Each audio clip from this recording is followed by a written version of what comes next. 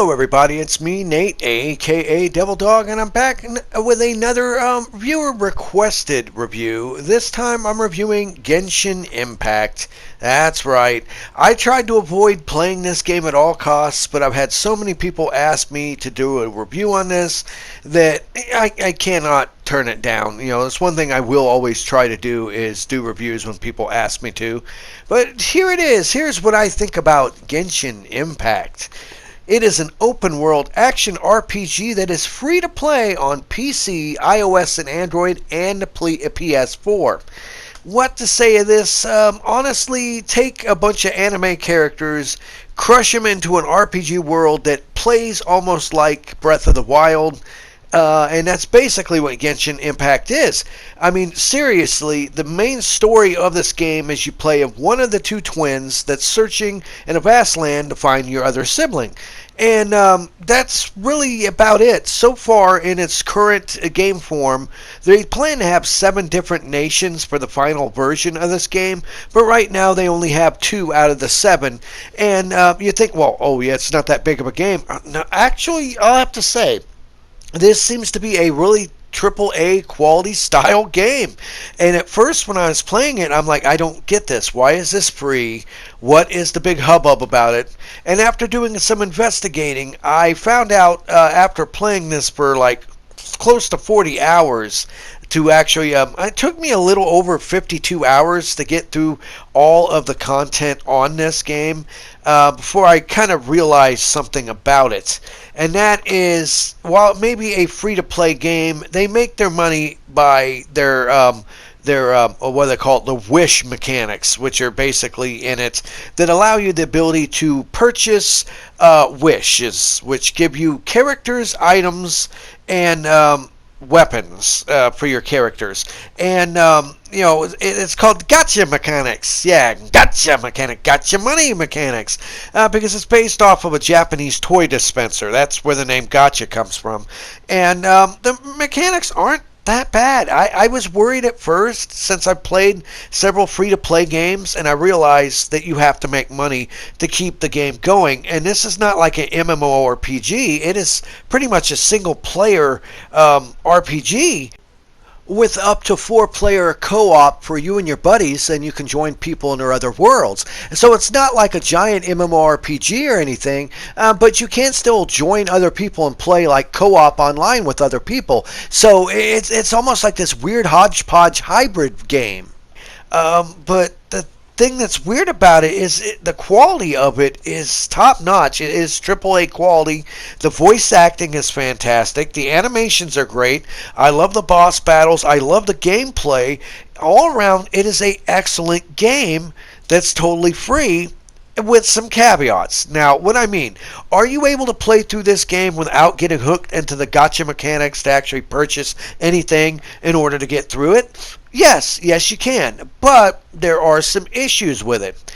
I wouldn't really say necessarily grinding, because it is an RPG, which, you know, every RPG is going to have it where you have to be a certain level to be able to get to a certain area to fight a certain boss. And you can pretty much do it by normal RPG means of going around doing missions, side missions, and, you know, quests in the world. It doesn't force you down the route of actually paying real money. But you can at any time. You can go in and you can buy the in-game monetization money, what they call it. I forget what they call it. I think Mona is the money that you can actually get normally. And the thing is you know, a lot of people are like spending tons of money on this to upgrade their characters and buy new characters, but I found you could easily upgrade your character in the character menu just using the regular money that you get throughout the game called Mona or Mana, and it's really not that bad. It really isn't. And I don't see why in the hell that this game has already in its first month made over $240 million in profits from people in this gotcha mechanic. Because people, you know, I'll say this, I think the problem is with society in general anymore, and not necessarily this particular game, because I can see the aspects of paying money to unlock something to get that roll, because it does have that spend money to roll for prizes, thing, weapons, characters, and items with the wish mechanic. But you don't have to use a single penny of your own money to get through and beat this fucking game. I've actually been able to do it, at least for the first part, because like I said, once you get near the end, it's basically a to be continued until they add the next patch to continue on. Eventually, they'll have all 7 nations in the game that you can travel to and do different missions and stuff. Now, like I said, it took me about 52 hours to get through all the content in these first 2 nations, and your character's level cap is currently set at 40. I'm sure they'll raise that as you progress farther when they release new, quote, expansions or DLC or whatnot to this game. And so far, I would have to say I've never been a fan of gotcha mechanics of almost like a loot box sort of thing. I mean, they're clever in the way they do it, to where it's not technically a loot box, but I mean, I've also noticed, at least I didn't do this, but my buddy tried it out several times because he was willing to piss away his money, I guess, but he wanted a certain character, and he found by after a certain point, it would just give you the character. So it's not like one of these games where, okay, you have a 0.46% chance of getting this character. It may have those low odds, but after a certain amount of time, it will just give you the character that you're trying to get. Which I do find is nice, to where they still get a good amount of money, though, but they make it to where you do finally get the item or character that you're actually trying to get. But in the end, I'm still not a particular fan of, quote, it's the damn loot box, really. They call it a wish mechanic all you want to roll for prizes. But in all due fairness, you may not physically see a box opening in front of you, but it's a loot box system. It's a randomization gambling mechanic that you're gambling in hopes to get the item that you want. And if you do have a problem with a gambling addiction, I can actually say stay away from this. Don't get into this game, especially if you're huge into anime, which I'm actually not. But if you're huge into anime and you have a gambling problem, you're going to have some severe issues with theirs. There's been several people that spent like over a couple $1,000 already just to get a character, and after they did it, they didn't feel good. They're like, you know what, I don't think it was really worth it. It's like, no shit, Sherlock. You think spending $2,000 on a game character that's not a physical item and a free-to-play game is worthwhile? I mean, don't get me wrong, that's your money. And if you want to spend your money and piss it away on something like this, if you're enjoying it, I can understand, because they've got to make their money somehow to keep this game running. But honestly, seriously, 240 plus million in its first month, that's insane.